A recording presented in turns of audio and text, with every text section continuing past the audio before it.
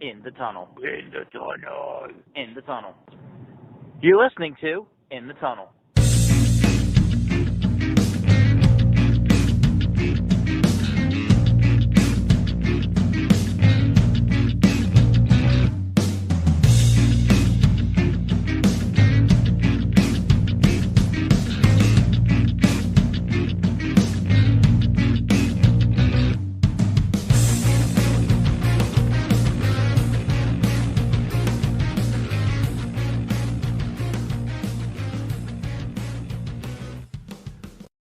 Hello and welcome to In the Tunnel, March Madness edition, where we see what the wheel has divined for the round of 32. Yes, this is your pre-recorded edition, um, which is weird. You would have thought that maybe that would have been something we did, during a pandemic or like a couple of years ago, but this show has always been remote status, so doesn't really change anything. Yeah, so as you can see, the wheel has already graced us with its choices, and let's just see, starting with our West, who has reigned supreme?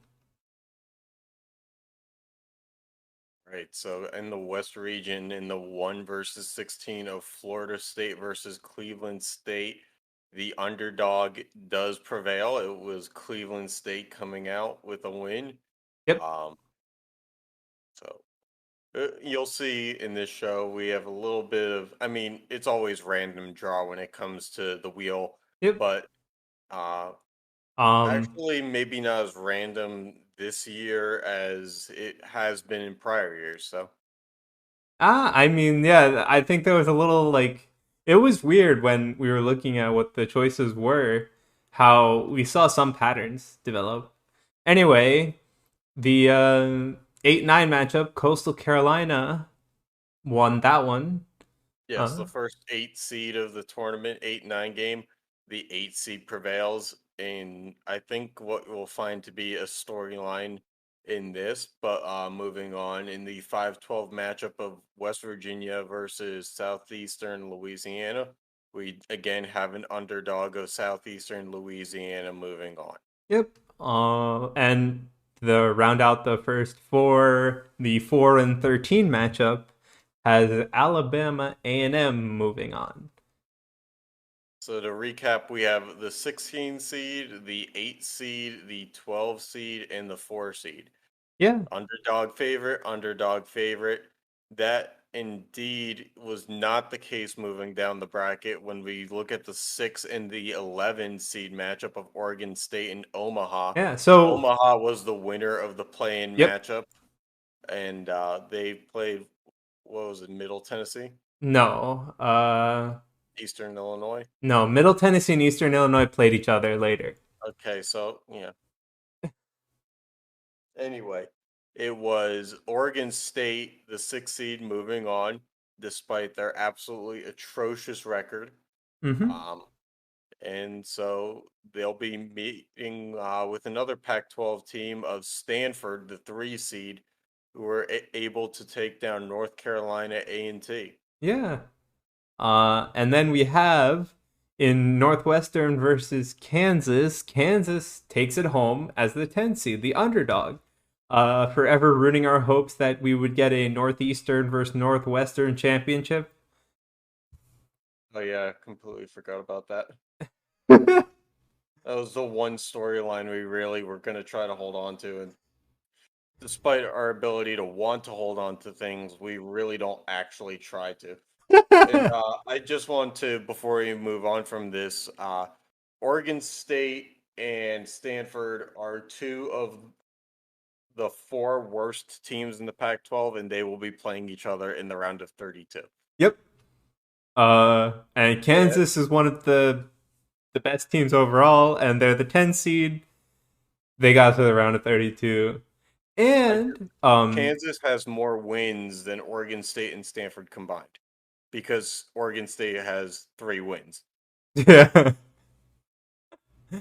Yep. And then Rutgers surprisingly pulls it out in the wheels bracket where they kind of crash and burn in, the other one.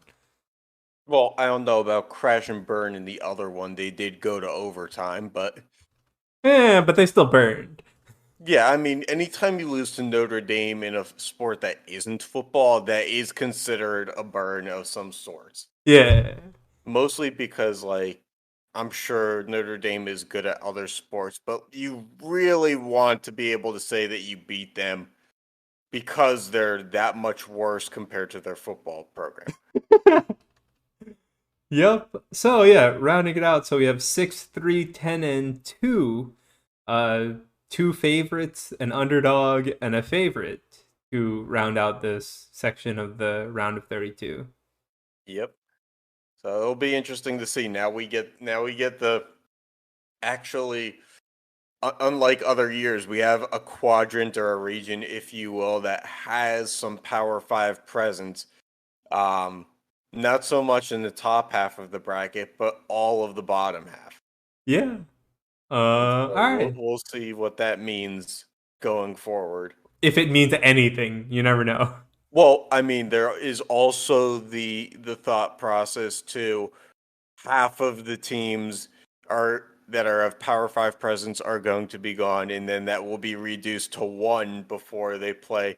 It's basically mid-major versus major Yep. as it gets to the round of 8. Yep. All right. So now we can dive into the East, where Cincinnati and Eastern Illinois was out of this play-in, who played against Middle Tennessee. Yes, and Eastern Illinois wins their playing matchup only to fall to the number 1 seed of Cincinnati. They will be meeting the 8-seeded Detroit Mercy after Who? their 8-seed win Yep. over Texas Tech, our second 8-seed in a row that won and moved on, Yeah. Followed by East Carolina beating Campbell for our second 12 seed in a row. Moving and on. and make it 3 in a row because the 4th-seeded North Dakota also move on. Not to Oh. be outdone by the 4th in a row, Delaware, the 6th seed, also moving on. And then we finally have a change. And then we finally have a change. Yeah. So, North Dakota, with its higher seed but surprisingly low record, takes out Jacksonville State. Maybe a surprise to me and you, but not the wheel. Correct. I mean, there is no surprising the wheel. The wheel is very simplistic in its approach. Yeah, and then Delaware at 19 and 12 beats Dayton at 21 and 9. Again, no surprising the wheel, maybe a little to us. Correct. Although Delaware did make the tournament in real life too. Yeah. So All right. And then at the 3 and 14, we have an upset with Marist beating St. Peter's. yes, Marist beating the actual Cinderella story in real life, St. Peter's, which until this very moment I did not know was in our bracket. I handed Sean the logos for these graphics, and I forgot completely that they were a team that we had put in our wheel. Which, by the way, the fact that we had both Delaware and St. Peter's and Rutgers and Kansas and Wake Forest, and I have to go back through the other. We'll go through. Normally, we have very few teams in here that I are think actually in the the last tournament. 2 times we only had 2 teams that made it. Yeah, And so we'll go we'll- and we'll see the others that may have made it in the next few rounds. But let's continue with number 7 losing to number 10 Canisius. Um, anything to say about that one, Jeremy? Sorry, I'm in La La Land over here. Yeah, I mean 7 to 10. Close There's a enough. lot of close enough. Yeah, figures. And then a big upset in Arkansas State taking out Wake Forest in the first round. Yes, absolutely. Another 15 to go down. In theory, that is a crazy thing to happen, but as we can see this year, maybe not so much. So here we are looking at that again and wondering what could have been. Yeah, so again, we have the 1 seed for the first time making it in Cincinnati, 8, 12, 14, and 6 all making it again. Or 8, 12, 4, and 6, sorry. And then 14, Marist upsetting, Canisius upsetting, and Arkansas State upsetting. All right, so let's take a look at the left side of the bracket with the South, where Seattle won it. Did Seattle? Seattle had its play-in game and won, Correct. only to lose to Sacred Heart Sacred Heart. immediately. Yes, immediately. Another 1 seed taking the crown and completely irrelevant, but I have come up with the total. So far, we are at 6 teams in the real life tournament that are in ours as well, which is not bad when we're, 32 teams in? Yeah. Because normally we bat around 3 for 64. So Yeah, now something 6 like at that. 2 or 32. 3 for 64. Yeah. And Yeah, and that so number then improves to 7 as our first 9 seed of the tournament prevails. The Providence Friars beating Nichols, yep. and I believe Nichols itself was in the real tournament this year, at least in the playing game. That counts. I mean, we Nope, had 68 teams, you know. nope, they were in the NIT. Never mind. All right, but USC brings us another team, and that brings us up to 8 because they are the 12 seed that takes down the 5 seed in Nevada. Yeah, followed by Troy, another 4 seed making it through, this time against Idaho at 13. So yeah, I think this Three is straight 4 seeds. yeah, 12 and 4 has been pretty good. It looks like Pretty good. 8 has been handed its first loss. But yep. I don't think a But play-in team has won yet. not yet, but we do have our third straight 6 seed to win. Oh yeah. With UC Santa Barbara taking the winner of the matchup against Northeastern. Again, I never had a chance to live our dream of Northeastern versus Northwestern. Yep. Both times that possibility was squashed immediately. Yeah, and then following is we have Hampton beating Louisville, the Yes, 3 seed 3 seed. prevailing for this time. And then to finish off, the 7 seeded Southern Illinois was able to take down UMBC, the 10 seed. So the 7 seeded Southern Illinois will meet Ole Miss out of the SEC and beating Dartmouth of the Ivy League, the 15 seed. Yep. So yeah. So again, no play-in team has won yet. We have Sacred Heart, our second 1 seed to move forward. Providence, our first 9 seed. 12, 4, and 6 are going strong. 3 seed has taken it back along with 7, and the 2 seed has redeemed itself apparently. Apparently so. Although at the very same time, there's a lot of favorites going on here overall. And Yeah. eventually, favorites are going to have to fall. But we had a bracket here where 2 of the, 6, 8 matchups, Yeah. only 2 of them being an upset, at least for a wheel-based deciding, Yeah. pretty favorable for Yeah. those who wear the home colors. Yeah. So, on to our last quadrant where the 11 seed was the play-in for this one. Anyway, on to Charleston Southern and Montana State. We have 16 winning again. So, this confirms our theory where the 16th seed can't be a play-in to win its first match. Correct. And in that sense, Montana State moves on. Yep. But they'll be playing the third of 4 8 seeds. That is Coppin State, who was able to fend off mighty Evansville. Yeah. Yeah. Uh, Following them, the 12 seed reigns supreme again with Wofford. We know you didn't like to see that.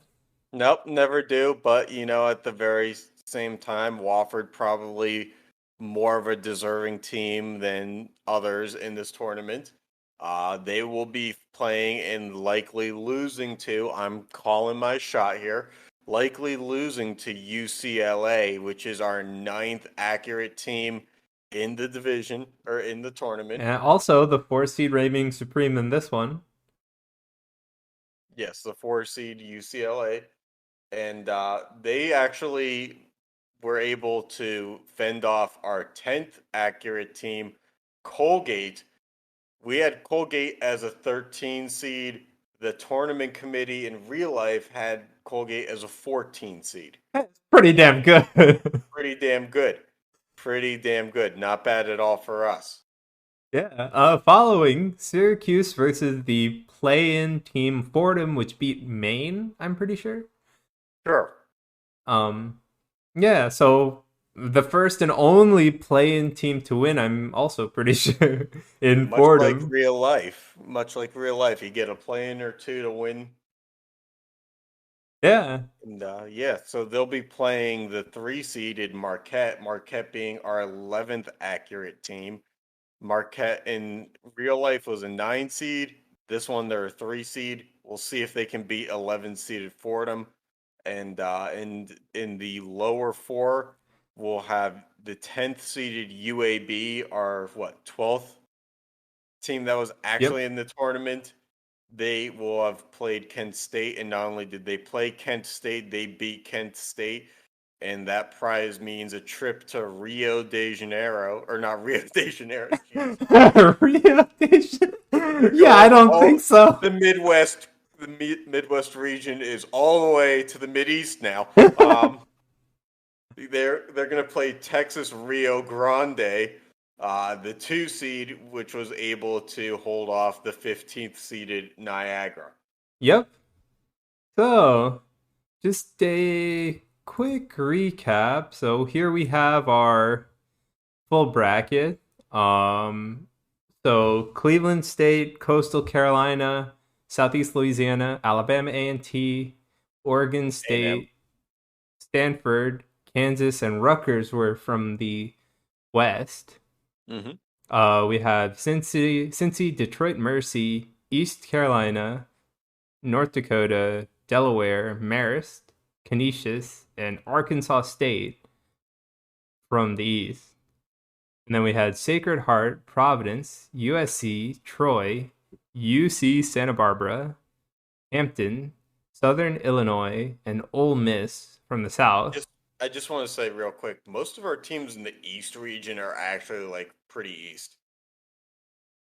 Yeah. For a wheel deciding that, we actually did a pretty good job there. You mean the wheel did a pretty good job? Sure. I mean, in real life, the NCAA tournament committee, I think, establishes it so that the higher seeds have less travel.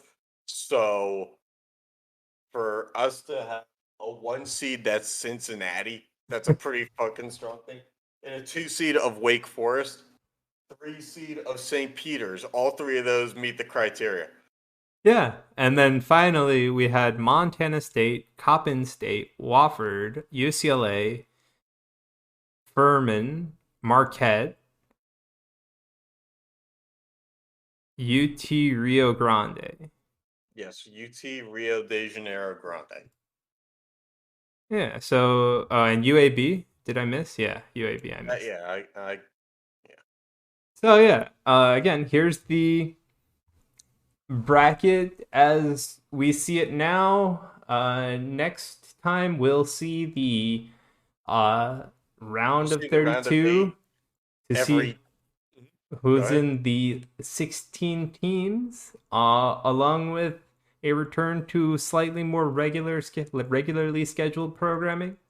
Yes, and not only that, just remember if you are a fan of college basketball and major names in college basketball, likely the next time you see this bracket, most of the teams you're familiar with are probably going to be gone.